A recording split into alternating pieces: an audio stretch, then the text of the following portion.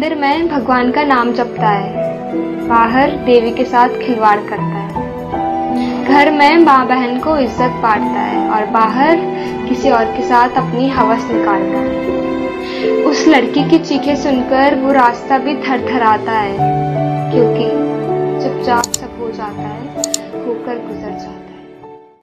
नमस्कार, जय हिंद। स्वागत है आपका द इंडियन इन्फॉर्मर में और आपके साथ मैं हूं अभिषेक।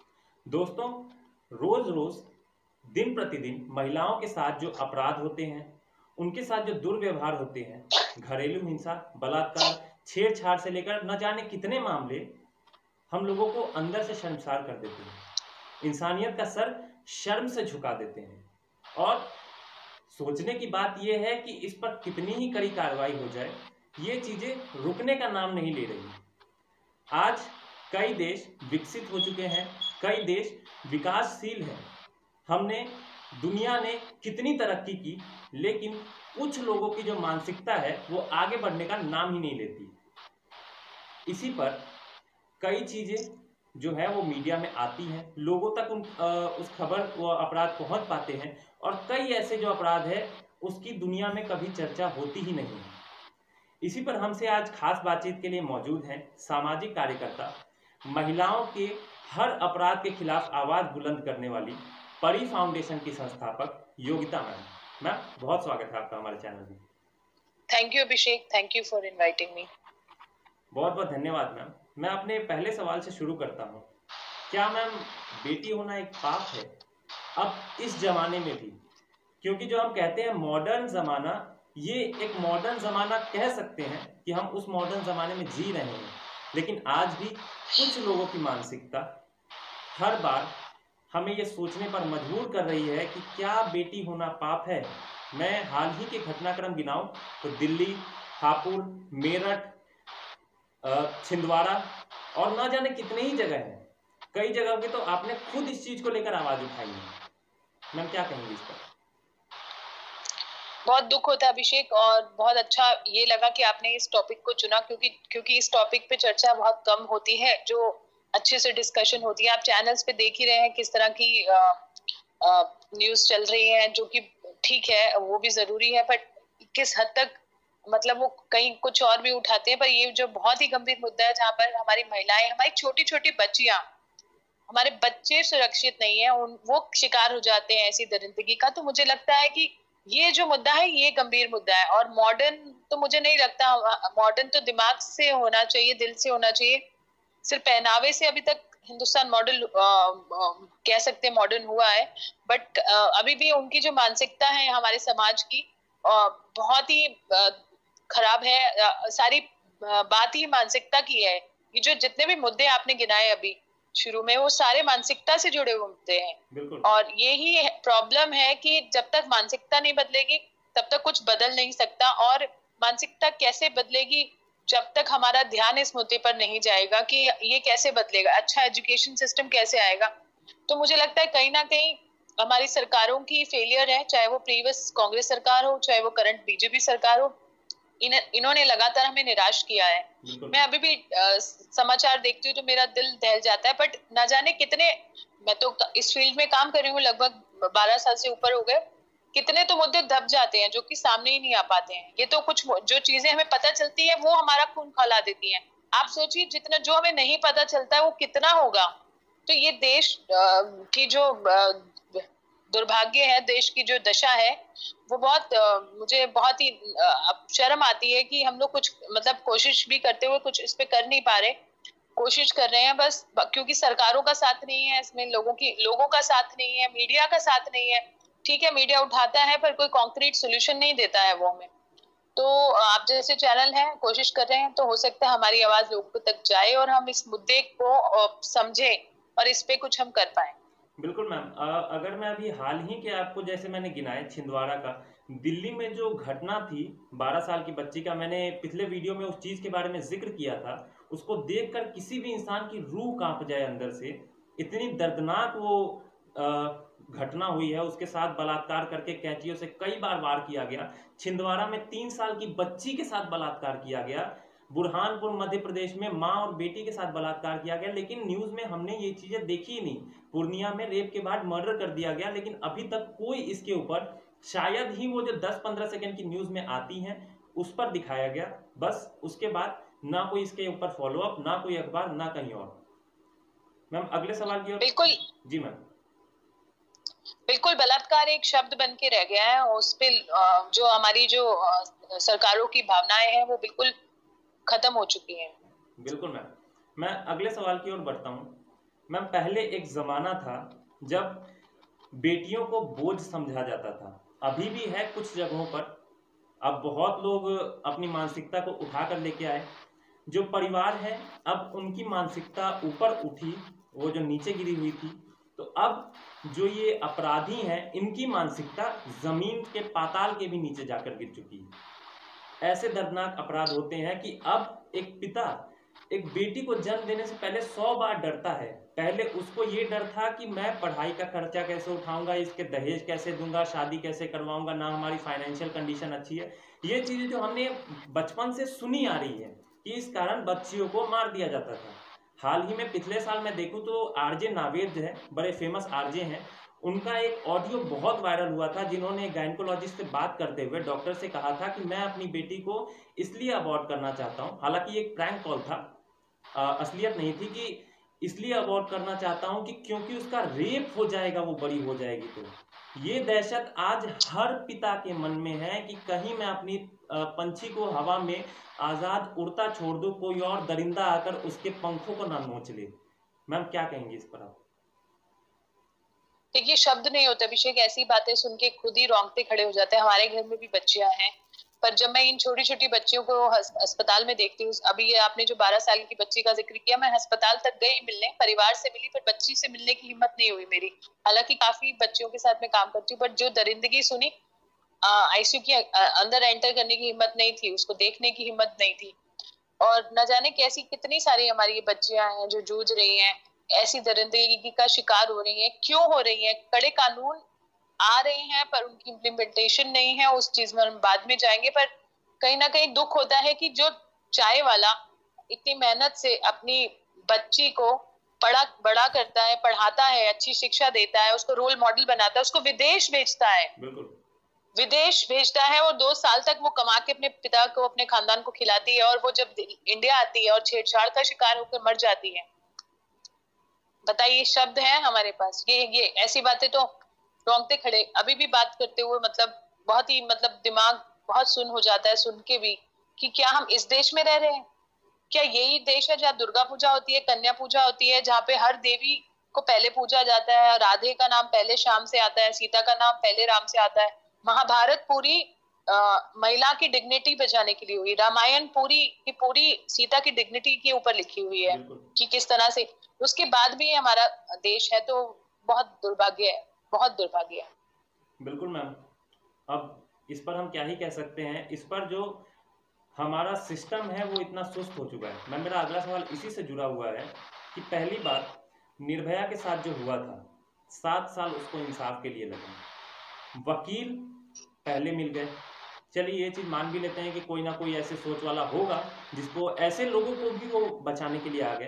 तमाम मानवाधिकार संगठन उस समय इसके फांसी के विरोध में चिट्ठियां लिख रहे थे। निर्भया की मां कह रही है कि सजा उनको हो रही है या सजा मुझे हो रही है। परेशानियां तो उनको, निर्भया की मां को 7 सालों तक झेलना पड़ा है ना।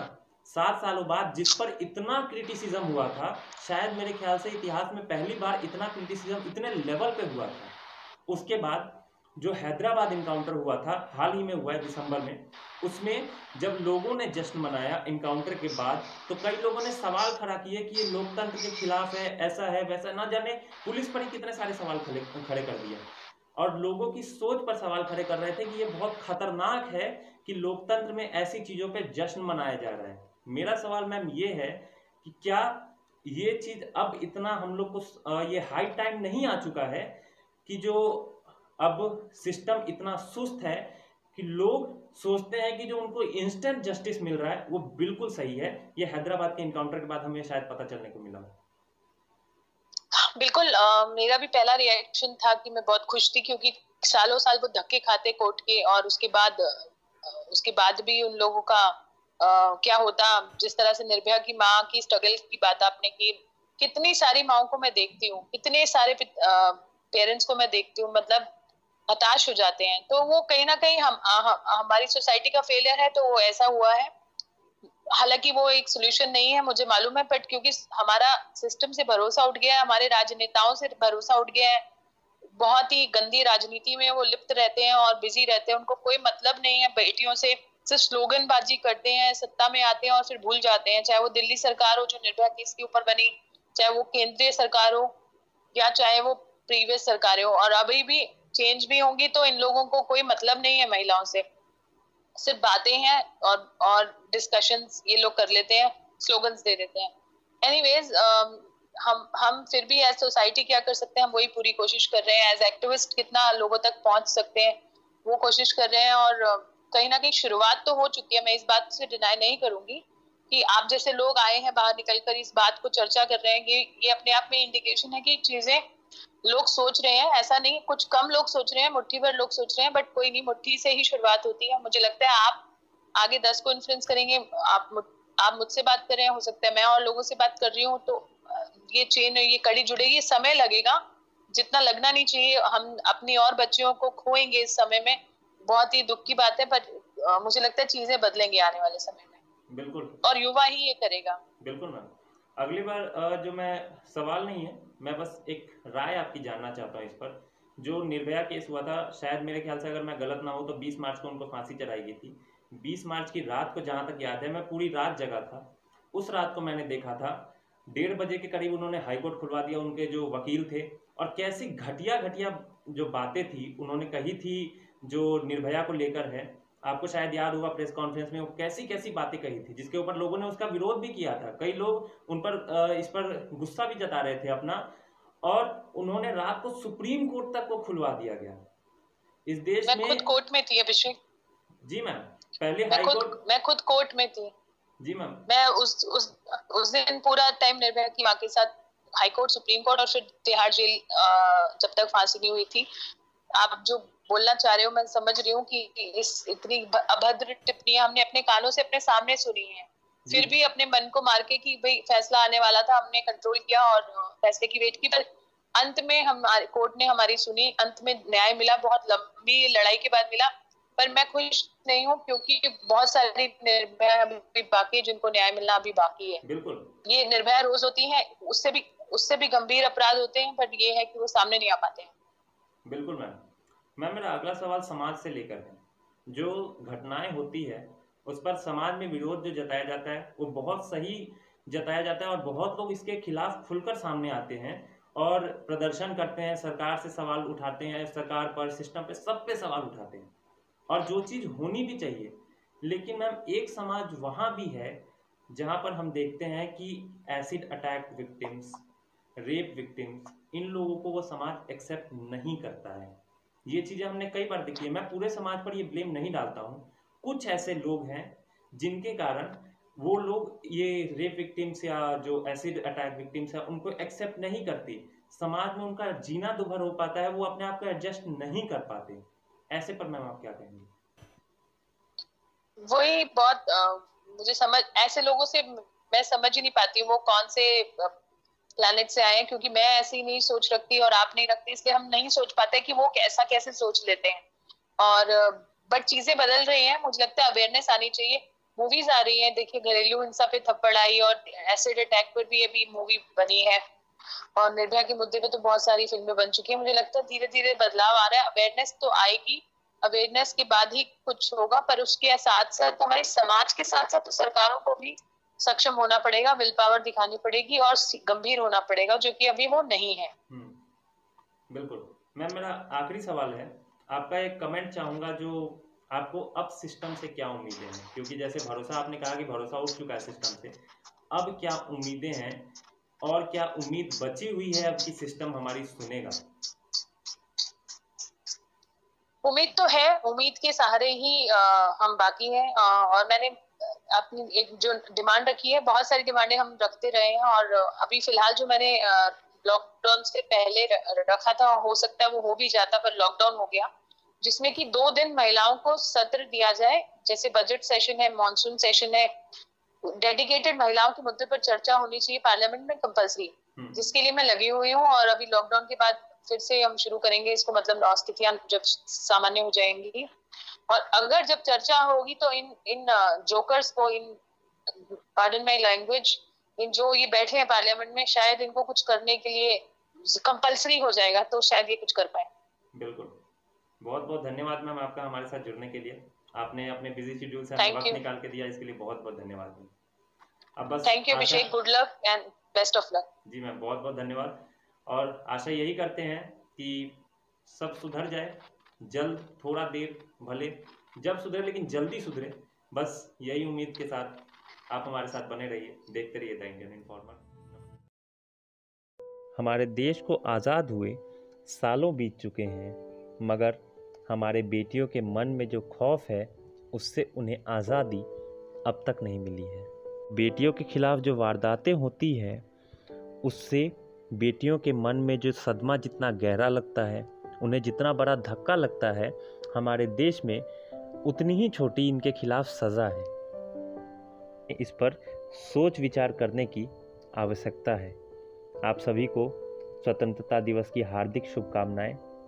और आइए इस स्वतंत्रता दिवस एक प्रण लेते हैं कि हम अपनी बेटियों के लिए एक भय मुक्त वातावरण तैयार करेंगे। बहुत बहुत धन्यवाद। जय हिंद।